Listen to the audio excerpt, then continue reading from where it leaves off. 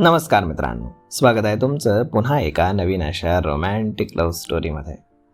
तर मग चला सुरुवात करूयात आजच्या या भागाला. शर्विल आर्याला घेऊन जाण्यासाठी आला होता. त्यानं बेल वाजवली, परंतु आर्यानं काही दरवाजा उघडला नाही. Arya, open the door. Sharvil दारावरती हात मारत बोलला, तरीही दरवाजा उघडला नाही. आतून जॅकीच्या भुंकण्याचा आवाज येत होता. तो घाबरला. त्यानं लगेचच खाली मेंटेनन्स ऑफिसमध्ये जाऊन फ्लॅटची मास्टर की घेतली आणि दरवाजा उघडला. जॅकी त्याच्या अंगावर पाय ठेवून त्याला काहीतरी सांगण्याचा प्रयत्न करत होता. आर्या आर्या तिला आवाज देत तो सगळ्या फ्लॅटमध्ये फिरला, परंतु ती नव्हती. तिचा फोन देखील बेडवरती पडून होता. त्यानं तो घेतला आणि बाहेर येऊन आजूबाजूच्या फ्लॅटमध्ये विचारलं तर ती कुठेच नव्हती आणि कुणालाही तिच्याबद्दल काही माहीत नव्हतं. त्याला घाम फुटला. अर्ध्या तासाखाली तिच्याशी बोलणं झालं होतं आणि आता कुठे गेली ती? मनात चित्रविचित्र आणि वाईट शंका येऊ लागल्या. तितक्यात आर्याच्या फोनवरती परेशचा फोन आला. हॅलो, शर्विल बोलला. Hello boss, where are you? 2 तासांनंतर तुमचा नंबर आहे. आर्या इज मिसिंग परेश, शर्विल घाबरलेल्या आवाजात बोलला. व्हॉट? कुठे गेली काही पत्ता नाही. जॅकी आणि तिचा फोन देखील इथेच आहे. मला फार भीती वाटते, शर्विल काळजीने बोलला. डोंट वरी, मी येतोय, भाभी लवकरच भेटतील. असं म्हणून परेशनं फोन कट केला आणि तो तिथून निघाला. शर्विलनं युक्ताला फोन केला. हॅलो युक्ता, आर्या तुझ्याकडे आली आहे का? ती तुझ्यासोबत असते तेव्हा मला विसरून जाते. कालपासून ना तिचा फोन आलाय ना मेसेज. मी आता मॅन्शनमध्ये येणारच होते. आम्ही मॅन्शनमध्ये नाही आहोत. त्याचा आवाज युक्ताला जरा विचित्र वाटला. काय झालंय शर्विल? युक्तानं काळजीनं विचारलं. मग शर्विलनं घडलेला सगळा प्रकार तिला सांगितला आणि तीही शॉक झाली. तुमच्यासोबत एवढं सगळं घडलं आणि तुम्ही मला एका शब्दानंही बोलला नाहीत? युक्ता रागानं बोलली. आज सांगणारच होतो, पण आता आर्या मिसिंग आहे, शर्विल डोळ्यात पाणी आणून बोलला. तुझ्या त्या डायन मॉमनं तर तिला काही केलं नाही ना? युक्ता असं म्हणताच शर्विलचे हातपाय थरथरायला लागले. सपना सोडाच्या भावनेत काहीही करू शकते हे माहीत होतं त्याला. नो, ती माझ्यासोबत असं काही करू शकत नाही, असं म्हणून तो तिथून सपनाकडे निघाला. त्याने टॅक्सी पकडली आणि तो ताबडतोब मॅन्शनमध्ये आला. मॉम मॉम, शर्विल सपनाला आवाज देत आत आला. अरे, इतक्या लवकर परत आलास? मला वाटलं महिनाभर तरी परत येणार नाहीस, सपना हसत बोलली. आर्या कुठे आहे मॉम? आर्या? मला काय माहीत, सपना खांदे उडवत बोलली. मॉम प्लीज, तुला जे काही करायचंय माझ्यासोबत कर, आर्याला काही करू नकोस. प्लीज सांग, कुठे आहे ती?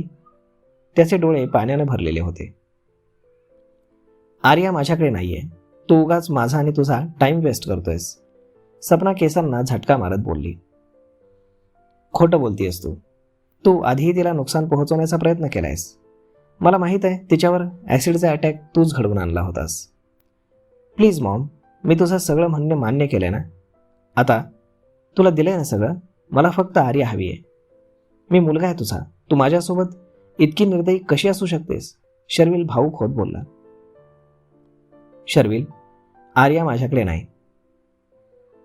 बॉस, तेवढ्यात परेश तिथं आला. शर्विलने परेशकडे पाहिलं. बॉस, भाभीजी राजस्थानमध्ये आहेत. आरंभ जडेजा त्यांना घेऊन गेलाय, परेश बोलला आणि शर्विल गोंधळून त्याच्याकडे पाहू लागला. मी सोसायटीचे CCTV फुटेजेस चेक केले. त्यात भाभीजी आरंभ जडेजासोबत गाडीत बसताना दिसल्या, परेश बोलला आणि सपना हसू लागली. शर्विल काय ते समजून गेला आणि परेशसोबत तिथून निघाला आणि सपना खुनशीपणे हसत त्याच्याकडे पाहत होती. तर आता जाणून घेऊयात की सपनानं काय गेम खेळला होता तो. काल शर्विल आणि आर्या मॅन्शनच्या बाहेर पडताच सपनानं आरंभला फोन केला. हॅलो डार्लिंग, कसा आहेस? Shut up. फोन का केलायस? आरंभ चिडून बोलला. अरे बापरे, अजून माझ्यावरचा राग गेलेला वाटत नाही तुझा? कामाचं बोल सपना, तुझी फालतू बडबड ऐकण्यात मला काही इंटरेस्ट नाही. ठीक आहे, मुद्द्याचंच बोलते. मी तुझ्या मुलीला आजाद केलं हे सांगण्यासाठी फोन केलाय. काय केलंयस तू आर्यासोबत? तिच्या केसाला जरी धक्का लागला ना तरी जीव घेईल मी तुझा. रिलॅक्स डार्लिंग, तू समजतोय तितकीही वाईट नाही मी. आजाद केलंय म्हणजे तुझ्या मुलीला आणि माझ्या मुलीला मी घरातून हाकलून दिलंय.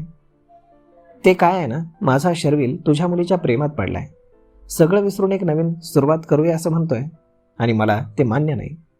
सगळं विसरायचंच म्हटलं तर मग लाईफमध्ये उरलंच काय. त्यानं माझा मूड ऑफ केला म्हणून मी त्याच्याशी सगळे संबंध तोडले आणि हाकलून दिले त्याला. आता तो माझा मुलगा नाही आणि मी त्याची आई नाही. म्हटलं तुझी बायको आणि तू काय करायचं ते करा, मला आता काही देणं घेणं नाही.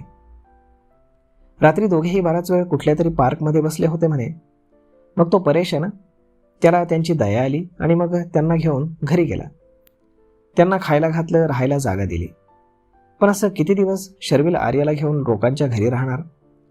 बिचारा तुझ्या मुलीमुळे त्यानं सगळं गमावलं, असं म्हणून सपना हसू लागली.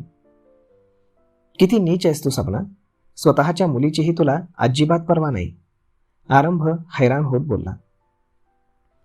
त्याच्यामुळेच तर सगळं घडलंय. तोच या सगळ्याला कारणीभूत आहे. तो जर माझ्या पोटात नसता तर आज तू माझा असतास. तो जर माझा ऐकून राहिला असता तर आज त्याच्याकडे सगळं असतं. त्याच्या परिस्थितीला तो स्वतःच जबाबदार आहे. सपना दात आवळत बोलली. तुला समजावणं खूप कठीण आहे, आरंभ बोलला. आणि मला समजावण्याच्या भानगडीतही पडू नकोस. सध्या तुझ्या मुलीची चिंता कर, तुला हवी आहे ना ती, असं म्हणून तिनं फोन कट केला. हा गेम सपनानं खेळलाय. आता पाहूयात पुढे काय चालू आहे. इकडे युक्ता, परेश आणि शर्विल एका कॅफेमध्ये बसले होते. शर्विलचा चेहरा अत्यंत गंभीर होता. त्याला आर्याची खूप काळजी वाटत होती. तिला जाऊन 4-5 तासच झाले होते. तिच्याशी त्याचं अजूनही बोलणं झालं नव्हतं. युक्ता मॅडम, तुम्ही भाभींना फोन करा ना. 3 वेळा आंटीच्या फोनवर फोन केला होता, पण ते अजून घरी पोहोचले नाहीत. मला तर वाटतंय अंकल नक्कीच आर्याला तिच्या मनाविरुद्ध जबरदस्ती घेऊन गेले असणार. आणि तसं असेल तर ही तुझ्यासाठी फार वाईट बातमी आहे, युक्ता शर्विलकडे पाहत बोलली. पण भाभीजी आणि बॉस एकमेकांवरती प्रेम करतात. बॉस त्यांची माफी मागायलाही जाणार होते. भाभीजींनी सांगितलं असेल ना त्यांना, परेश बोलला. मे बी, पण ज्या प्रकारे अंकल आर्याला घेऊन गेलेत मला वाटत नाही ते तुला इतका सहजासहजी माफ करतील आणि स्वीकारतील. त्यांचा तुझ्यावरचा राग कमी झालेला नाही आहे, युक्ता काळजीनं बोलली. कुणी मला माफ करो अथवा न करो, कुणी मला ॲक्सेप्ट करो न करो, मला आर्या हवी आहे बस, आणि मी तिला घ्यायला जातोय, शर्विल शांतपणे बोलला. आत्ताच तिथे जाणं बरोबर नाही शर्विल. अंकल आधीच तुझ्यावरती खूप चिडलेले आहेत. थोडा वेळ जाऊ दे, आर्या नक्कीच त्यांना समजावेल. 6 तास झालेत मी तिला पाहिलं नाहीये की तिच्याशी बोललो नाही. मी अजून नाही थांबू शकत, मी जाणार आहे तिला भेटायला, असं म्हणून शर्विल उठला आणि निघाला. तर मग मित्रांनो, आता तुम्हाला काय वाटतं, एवढ्या सहजासहजी सगळ्या गोष्टी सॉर्ट आउट होतील? वाटत तर नाही. पाहूयात पुढच्या भागामध्ये. तोपर्यंत तुम्हाला आजचा हा भाग, ही लव्ह स्टोरी कशी वाटली हे तुम्ही आम्हाला कमेंट करून नक्कीच सांगा.